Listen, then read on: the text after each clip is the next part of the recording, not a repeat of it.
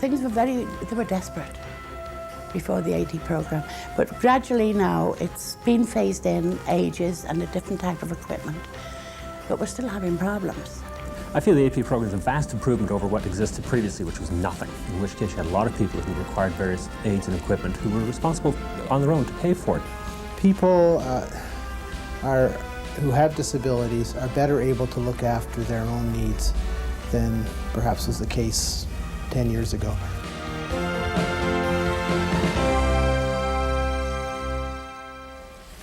Hello and welcome to a special edition of DNET, the Disability Network. I'm Susan Pettit-Crossman. 1982 was the International Year of the Disabled. It prompted many provinces to start programs which financially assist people with disabilities to purchase equipment and supplies. But because the programs were not put under the Canada Health Act, there are great differences in provincial coverage. Ontario, Alberta and Quebec have the most progressive programs for disabled persons, while the rest of the country falls behind in varying degrees. On today's show, we'll look at the Assistive Devices Program, or ADP. It is an Ontario Ministry of Health service. It provides Ontario residents who have long-term disabilities with assistance.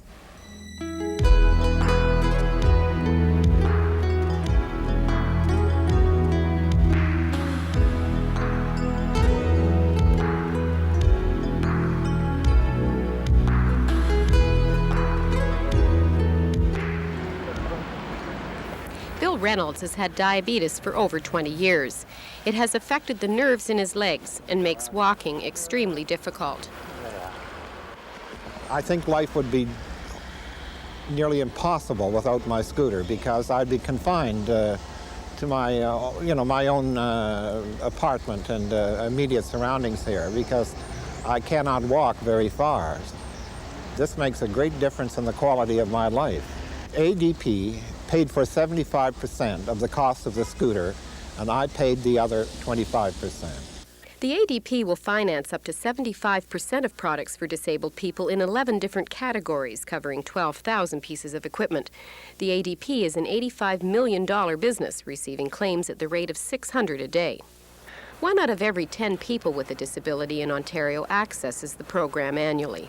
Well, the fact that I have the ADP makes it possible for me to walk my dog and take care of it. He's very afraid of cameras.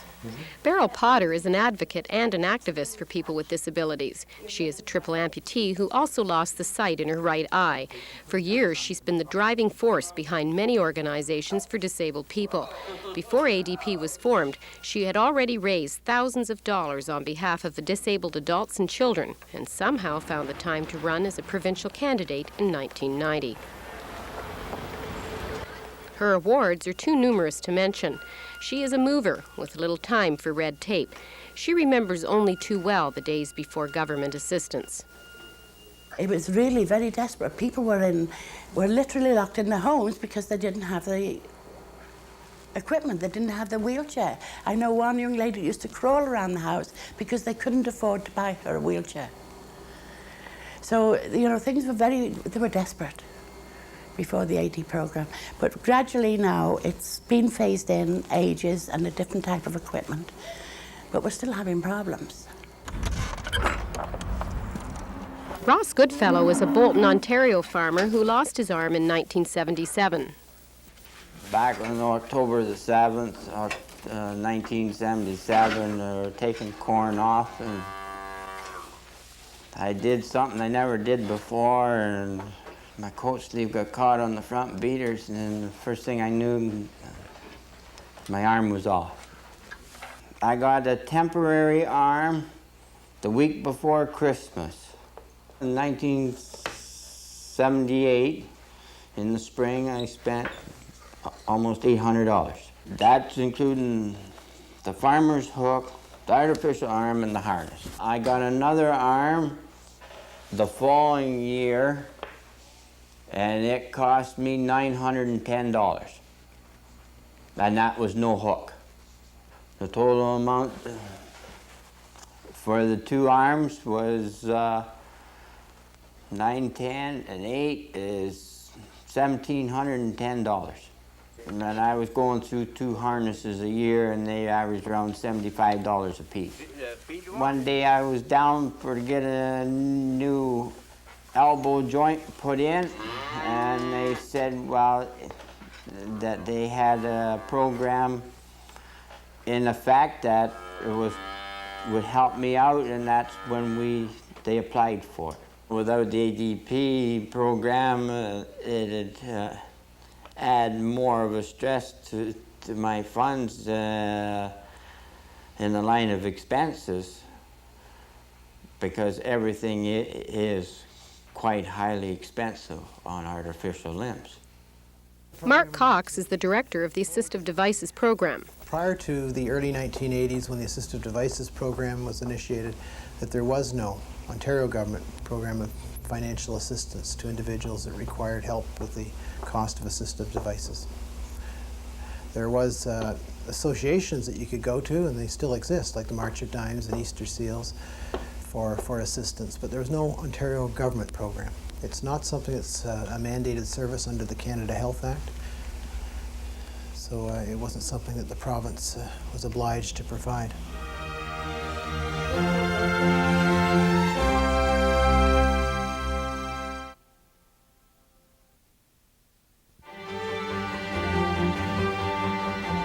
The past was a nightmare for many people with disabilities before the Assistive Devices program came along. But how does one access the ADP? You can go to your local hospital, where you will likely not have to pay for an assessment, but you may wait for 2 months for an appointment. Or you can go to a private authorizer, which is quicker, but you will be charged up to $100. Jacek Kowalczyk, an ADP user, Dr. Michael Devlin and Lorna Kieran of Mount Sinai Hospital in Toronto, and Leslie Lamb, a private pharmacist, helped to reenact the 3-tier system of doctor, authorizer, and vendor, the people you need to see to get your equipment. Dr. Michael Devlin. My role then is, other than making the diagnosis, is to get the feeling from the patient as far as from a functional perspective what they can or cannot do. And if the things that they cannot do are there aids or equipment or devices which would then allow them to do it. So I have to make up my own mind. Do I think it's reasonable that this person would, for instance, get an electric wheelchair or not? Are you able to shave yourself? Yes. Able to brush your hair? Yes. Able to feed yourself? Yes. Okay. Are you able to get dressed? Parts. What parts can you do and what parts can't you do? I have problems with the pants, socks, shoes. Are you able to push this wheelchair? It's very difficult for me. My role is to fill out these forms and to fill out the first part, which really put down the information with respect to what the patient's diagnosis is, and to say that they need a piece of equipment, need a wheelchair, an artificial arm or leg or something like that, and that they need it not for reasons of work or sporting activities. They need this in order to carry on their daily activities. I think really the goal of the ADP program is to make sure that people have the required equipment they need to do activities of daily living and to get around in the community.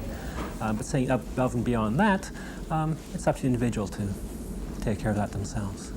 I feel the ADP program is a vast improvement over what existed previously, which was nothing, in which case you had a lot of people who required various aids and equipment who were responsible on their own to pay for it. Now you at least got a system in for basic needs. There's a system in play that will pay for it.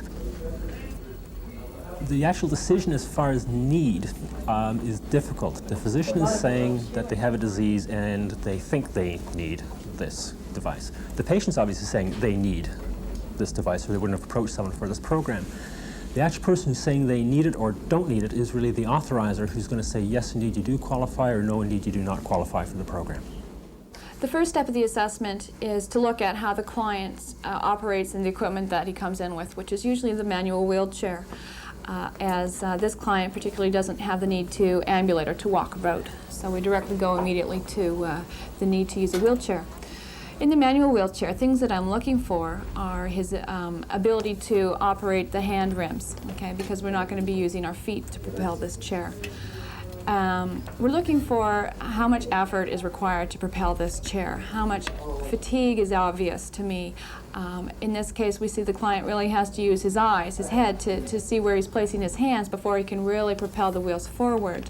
So immediately, your line of thought would then go to power chair. Okay, so what I would do then is, going with the vendor that this client has chosen, we would then borrow the equipment from the vendor and then see how he operates in that specific mock-up. Okay, what I'd like you to do is maybe open the fridge. We take the client with the loaner, and we basically want to see how does this fit into his environment. Okay, can you get the milk from the back shelf? Can he get into the fridge? Can he reach the things he needs to do? Okay. Yep. Good. Can he reach the cupboards in the kitchen?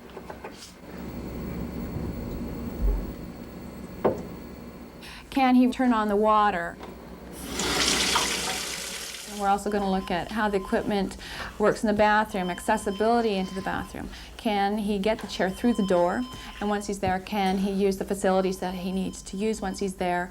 So again, we're looking at how does the wheelchair interface with his personal environment. Okay, so let's talk about the papers now.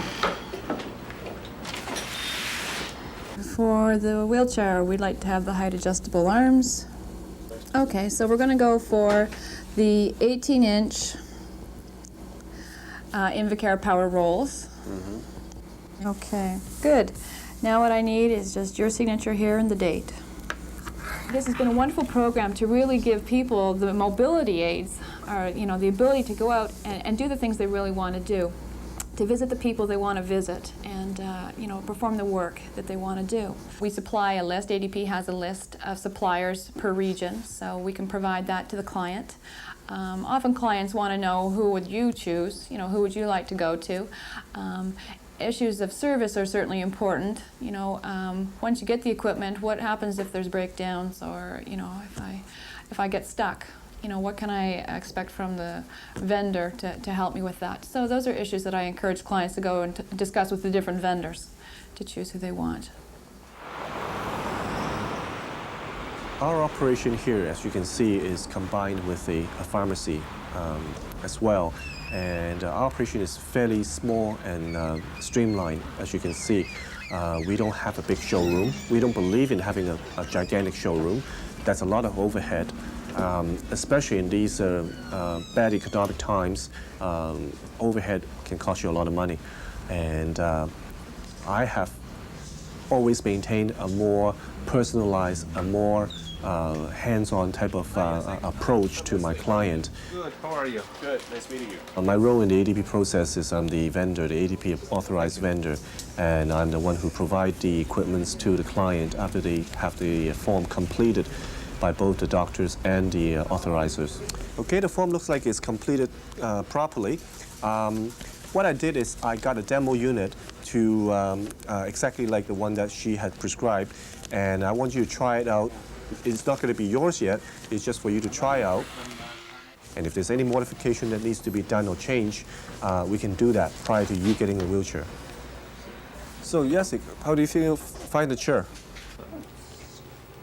Quite good. Small, comfortable? compact. Oh yeah, it is. Yeah? How does the back feel?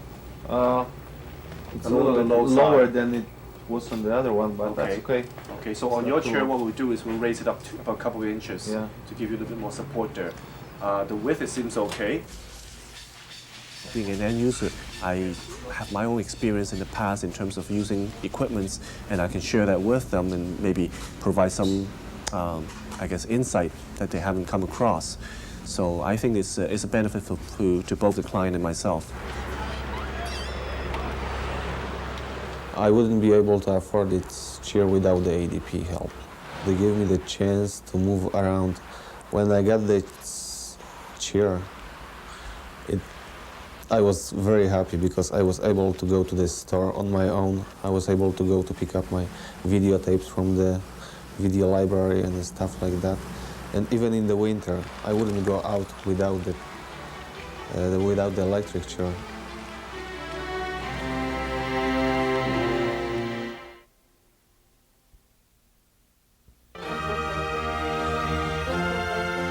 The ADP is a good and necessary asset for people with disabilities in Ontario, but many think they have to wait too long for their equipment, that the three-tiered system of doctor, authorizer, and vendor is unnecessary, and there is too much government red tape. I haven't got much water in here, you know. We're still having problems. There's a big backlog. people, you know, it's ridiculous. One young lady has ordered a special hearing aid because she has problems with her hand. It has to be a special hearing aid. Last August, and she's still waiting for it. I mean, this is just unheard of. People are waiting for months for the equipment. And I just don't think it's necessary. People cannot do without equipment. They must have their equipment. It's a right that they have. Come over here and get that off. Anna Ostapa is a person with multiple disabilities. She is blind, has diabetes, and epilepsy. She uses a wheelchair because she also has multiple sclerosis. She believes strongly that ADP is not geared towards people with severe disabilities or to people who have more than one disability.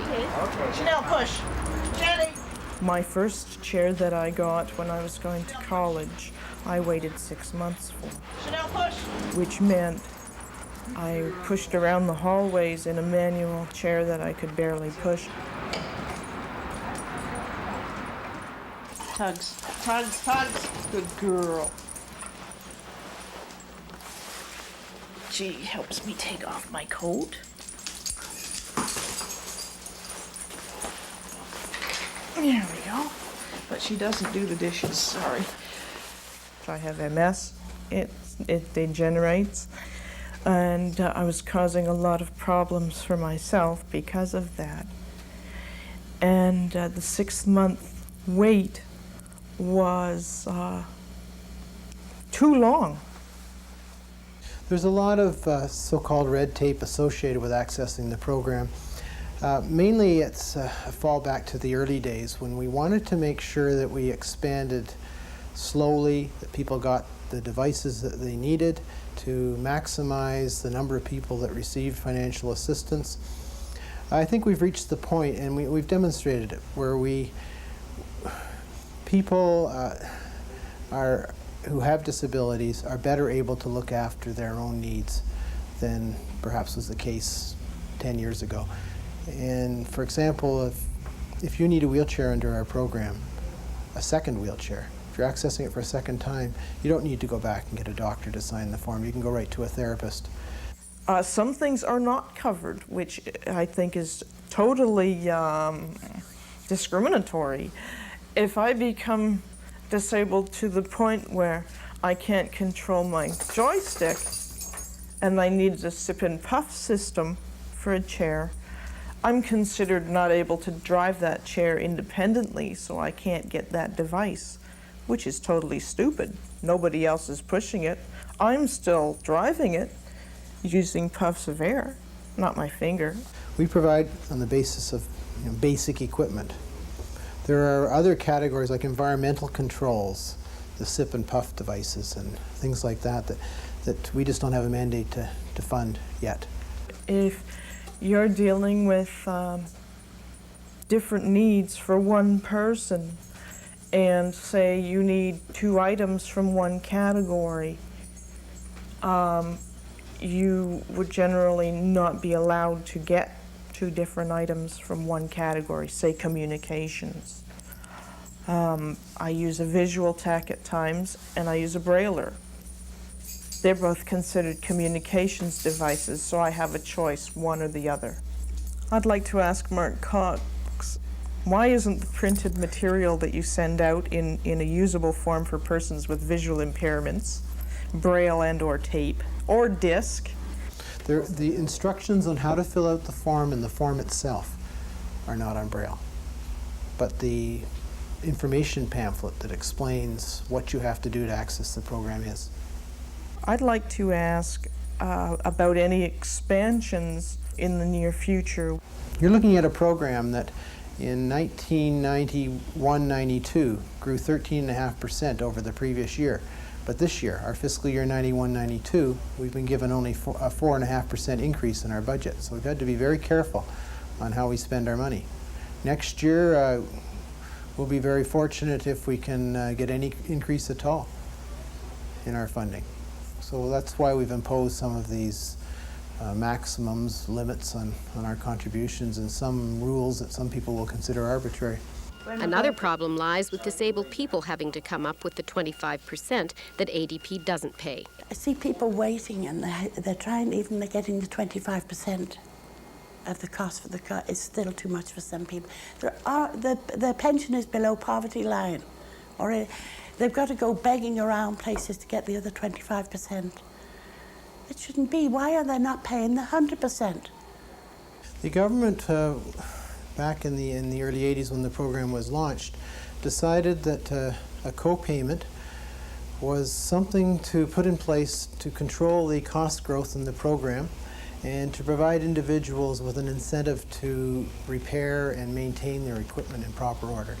We did a survey of our people that had accessed the program about a year ago, and we found that 50% of them were getting coverage through insurance, either a private plan or a plan that was paid for by their employer. There was another 20% that were getting assistance through social assistance. The other 30 relied on their own resources, nonprofit associations such as the March of Dimes, Easter Seals, Red Cross. In some categories, such as ostomy supplies, ADP is moving to a grant system. In our supply categories, we're moving to grants partly in response to the recessionary times because it does allow us to control our expenditures better than the system of 75% of whatever the individual purchases. By sending a check out for a predetermined amount, we can forecast our costs better and control them. The going to a grant was also in response to consumer groups who said, look, we'd rather have the money, let us decide where we want to spend it and how we spend it.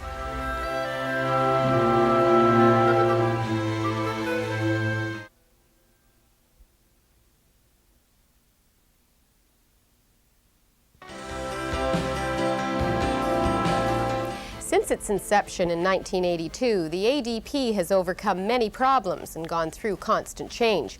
For instance, the program was formed mainly for children, but over the years it has been expanded to include more adult coverage.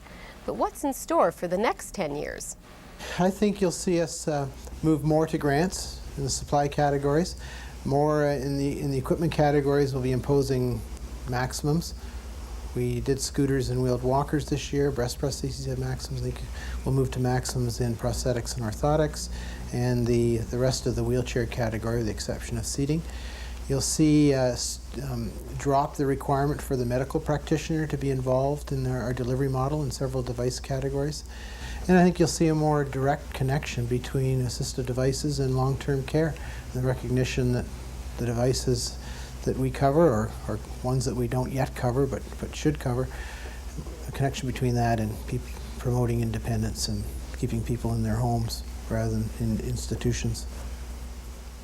And I think we have to keep fighting for the rights of having the equipment that is necessary to make our life normal. We've got to fight. And I don't care how bad the economy gets. These people still have a right to live.